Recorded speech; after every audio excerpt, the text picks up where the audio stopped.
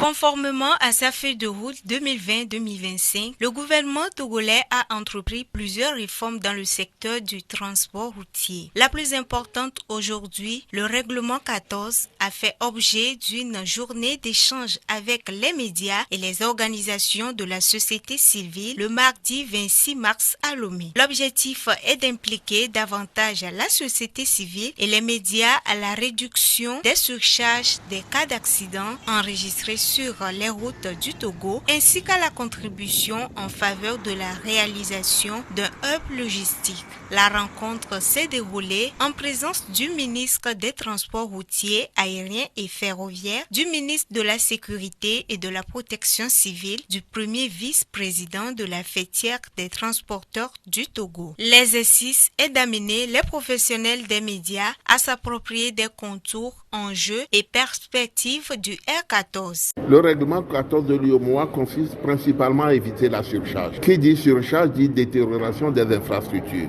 Qui dit surcharge dit mise en danger des passagers. Qui dit surcharge dit détérioration du matériel de transport. Le Togo a déjà commencé par appliquer le règlement 14. Depuis qu'on a commencé par développer nos infrastructures, parce qu'il faut les préserver. Les gens pensent qu'en surchargeant, ils font des recettes. Mais on fait des recettes en tuant le matériel. On fait des recettes en détériorant les infrastructures. On fait des recettes en mettant en danger la vie des passagers. Aujourd'hui, on n'est plus à ça au Togo. Ça fait des années que nous respectons déjà le règlement 14.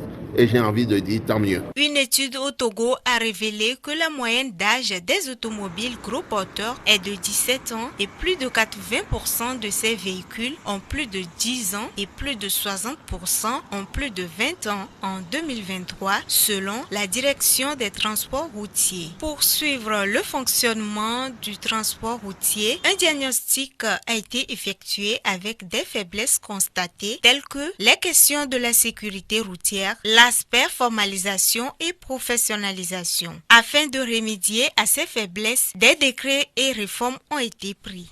Il y a eu 3 décrets qui ont été pris.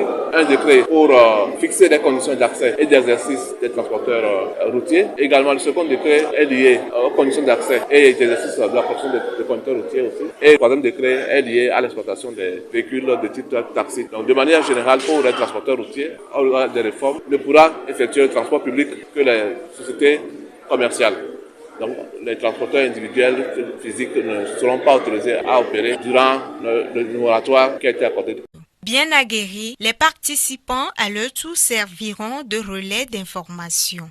L'ordre du jour, je pense que AVSR en a déjà parlé depuis. Dans notre journée intitulée Vendredi de la sécurité routière, nous sortons toujours, tous les jours, tous les vendredis, pour la sensibilisation, où nous demandons aux gens d'éviter les surcharges, d'éviter de brûler les feux. Les conducteurs de taxi-moto prennent jusqu'à 2 ou 3, alors qu'une moto prend seulement un passager, plus maintenant le conducteur même. C'est 2 places qui sont réservées. Nous allons demander au public, aux usagers de la route, de respecter un peu ces règles, surtout la R14.